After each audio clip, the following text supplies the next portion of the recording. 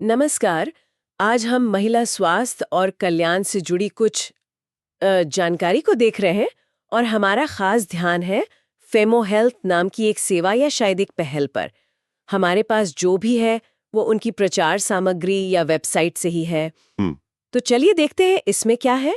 हमारा मकसद साफ है, ये समझना कि फेमो हेल्थ आखिर दे क्या रहा है, महिलाओं के स्वास्थ्य के किन पहलुओं पर उनका जोर है और उनका नजरिया क्या है। बिल्कुल।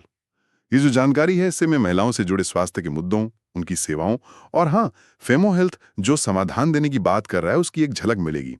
ये देखना वाकई दिलचस्प होगा कि वे सेहत को पूरी तरह से कैसे देखते हैं, मतलब होलिस्टिक अप्रोच या फिर खास स्थितियों और महिलाओं को सशक्त बनाने वाली बात उसको कैसे करते हैं। अच्छा, तो शुरू करते हैं बिल्कुल बेसिक सवाल से। फेमो हेल्थ है क्या चीज? जो जानकारी हमारे पास है उसके हिसाब से तो ये महिलाओं के स्वास्थ्य और तंदुरुस्ती पर ही फोकस करने वाली कोई सेवा लगती है। मकसद लगता है कि महिलाओं को उनके हेल्थ गोल्स तक पहुंचाना है। इसमें सलाह भी हो सकती है, पोषण पर गाइडेंस भी, या शायद फिटनेस प्रोग्राम भी। हम्म। उनका कहना है कि वो महिलाओं के लिए एक भरोसेमंद और क्या कहते हैं, मददगार जरिया बनना चाहते हैं ताकि वो स्वस्थ और एक्टिव जिंदगी जी सकें। सुनने में तो अच्छा है। हाँ, सुनने में तो काफ़ी अच्छा है और उनकी जो शुरुआती जानकारी है या हमारे बारे में जैसा सेक्शन है, उसमें इस बात पर काफ़ी जोर है कि महिला स्वास्थ्य सिर्फ शारीरिक नहीं है। मतलब इसमें भावनात्मक और प्रजनन संबंधी तंदुरुस्ती भी आती है, जैसे मासिक धर्म चक्र, गर्भावस्था, प्रसव और फिर वो मेनोपॉज, रजोनिवृत्ति, इन सब का प्रबंधन। और हाँ, नियमित हेल्थ चेकअप, स्क्रीनिंग और अपनी देखभाल करने के जो तरीके हैं, उनके महत्व पर भी जोर दिया गया है। अच्छा, तो ये किन खास स्वास्थ्य एरिया पर ज्यादा ध्यान दे रहे हैं? जो जानकारी है उसमें कुछ मुख्य बातें हैं। सबसे पहले है मासिक धर्म में ऐंठन, मतलब मेंस्ट्रुअल क्रैम्प्स। बताया है कि ये बहुत सी महिलाओं के लिए आम परेशानी है। पेट के निचले हिस्से में दर्द होता है। हाँ, बिल्कुल। ये हल्का भी हो सकता है, गंभीर भी। साथ में सूजन, मूड स्विंग्स, थकान, ये सब भी हो सकता है। सही कहा। ये काफी आम है। तो इससे निपटने के कुछ तरीके भी सुझाए हैं, जैसे आम दर्द की दवाएं, गरम सिकाई या फिर योग और ध्यान जैसी आराम देने वाली तकनीकें। सेहतमंद खाना, रेगुलर कसरत और तनाव कम करना, ये भी शायद लक्षणों को कम करने में मदद कर सकते हैं। लेकिन यहाँ जो बात मुझे थोड़ी चौंका रही है, वो ये कि उनकी एक पेड सर्विस खास तौर पर इसी के लिए है और उसमें बाकायदा लक्षणों की लिस्ट है, जैसे अनियमित पीरियड, भारी दर्द, थकावट, पीरियड का देर से या पहले आना, जी मिचलाना।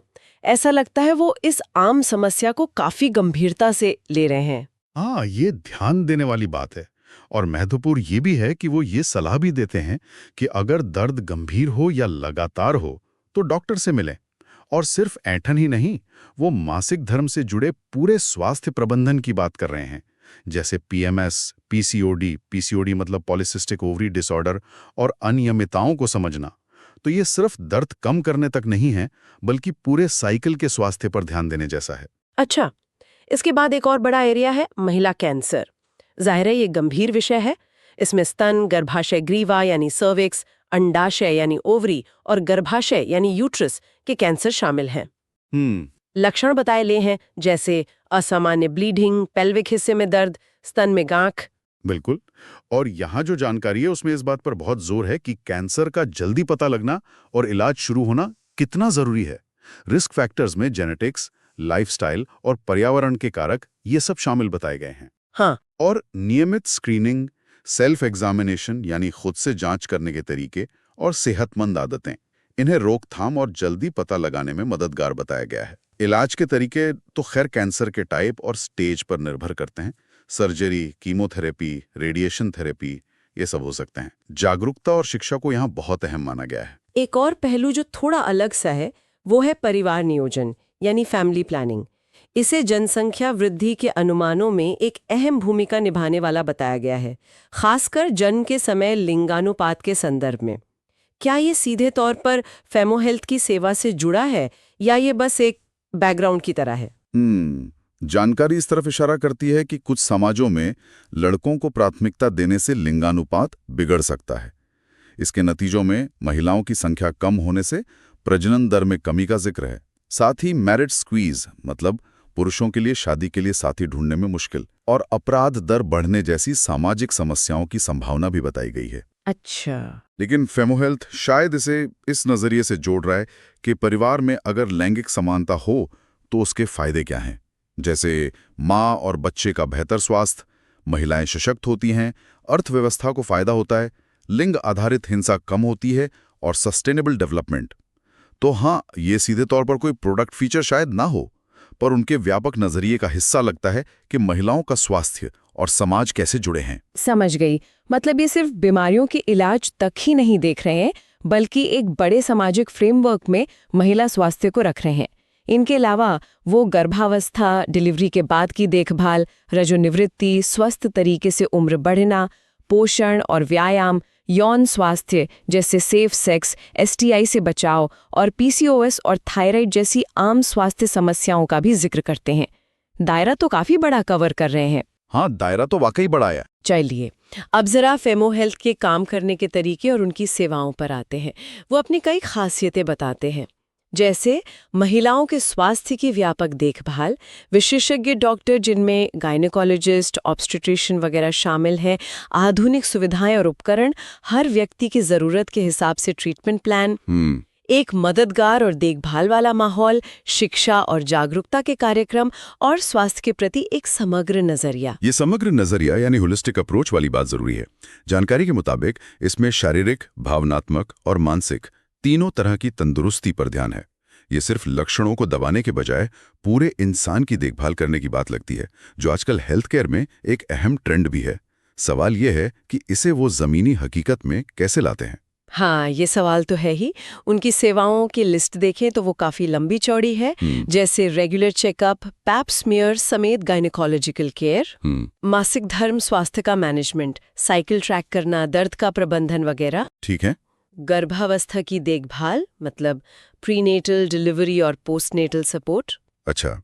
रजोनिवृत्ति या हार्मोनल गड़बड़ी के लिए हार्मोन थेरेपी, जिसे HRT भी कहते हैं।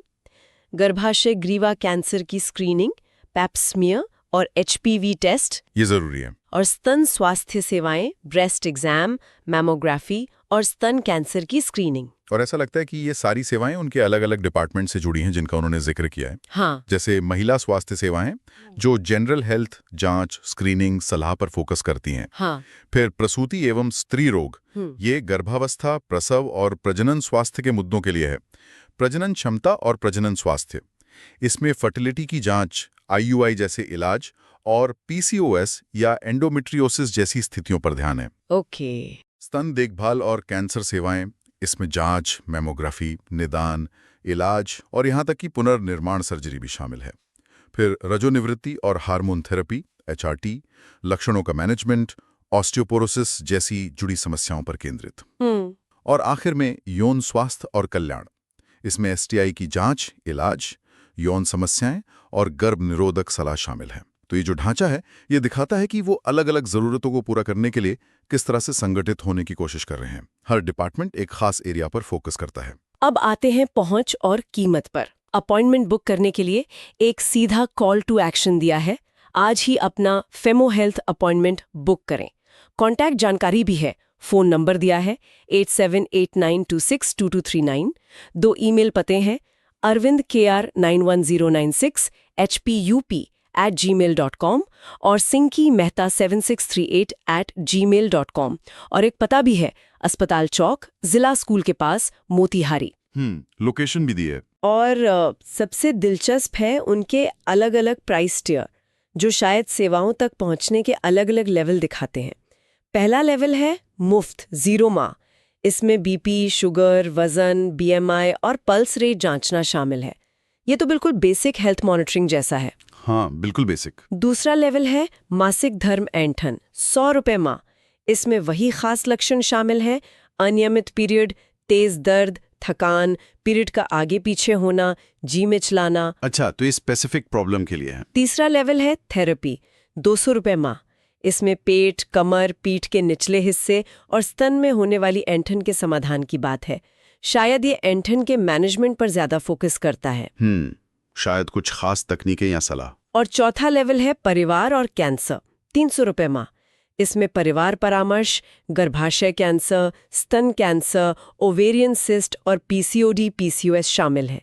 ये ज्यादा गंभीर या जटिल मुद्दों के लिए लगता है। ये टियर वाला मॉडल वाकई ध्यान खींचता है। ये दिखाता है कि वो अलग-अलग ज़रूरतों और शायद अलग-अलग बजट वाले लोगों तक पहुंचना चाहते हैं।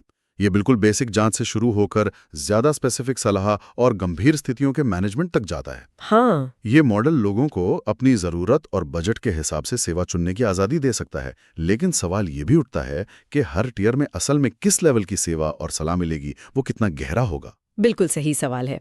अब थोड़ा उनके नज़रिए और वो जो सशक्तिकरण यानी एम्पावरमेंट की बात कर रहे हैं उस पर नज़र डालते हैं। जानकारी में कुछ प्रशंसा पत्र मतलब टेस्टिमोनियल्स भी हैं। संस्थापक और सीईओ श्री अरविंद कुमार, जिनके बारे में लिखा है कि उन्हें महिलाओं के स्वास्थ्य का जुनून है, उनका एक कोट है। वो कहते हैं कि फेमो हेल्थ ने उनका जीवन बदल दिया और वे सशक्त महसूस करते हैं। यहाँ ये साफ नहीं कि वो अपनी बात कर रहे हैं या किसी यूजर की।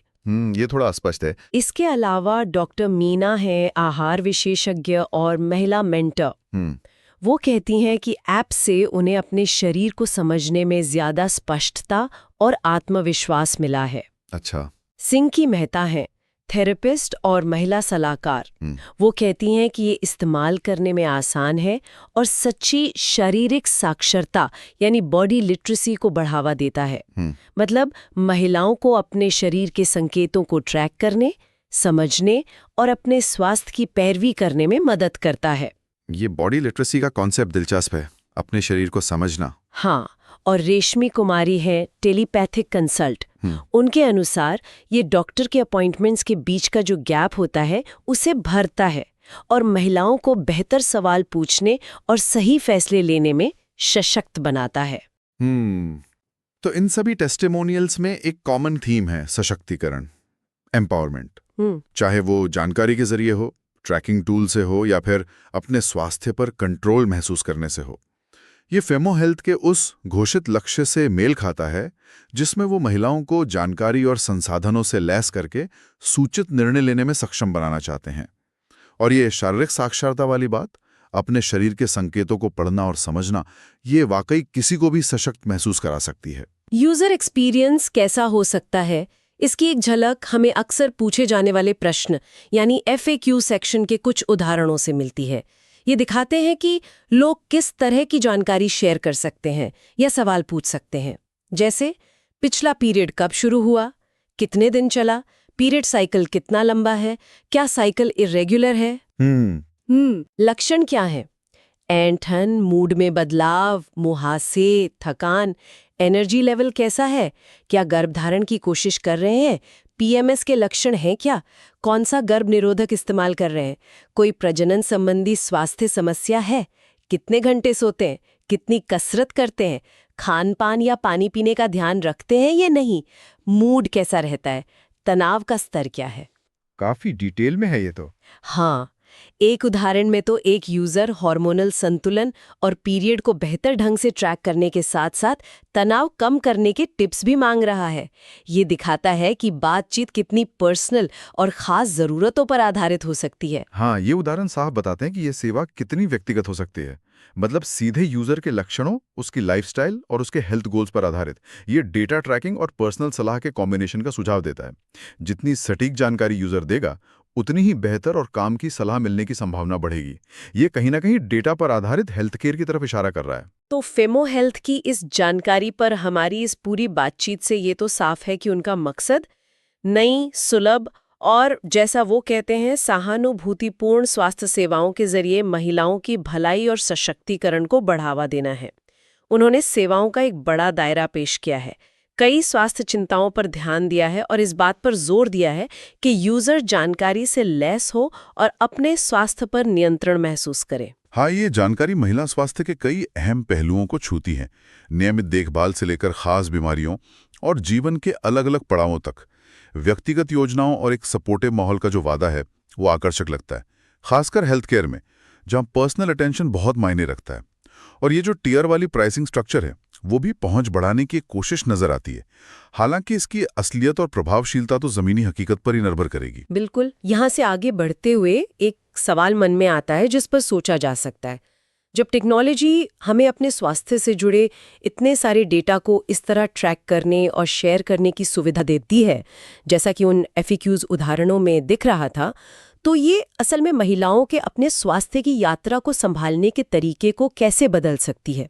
ये सोचने वाली बात है। जानकारी तक आसान पहुंच और निजी सलाह के बीच का जो संतुलन है, वो महिला स्वास्थ्य देखभाल के भविष्य को किस तरह से आकार देगा, ये एक सवाल है, खासकर जब हम हेल्थ केयर में टेक्नोलॉजी के बढ़ती भूमिका को देख रहे हैं। बिल्कुल, ये एक बहुत ही प्रासंगिक सवाल है जिस पर शायद आगे और बात हो सकती है।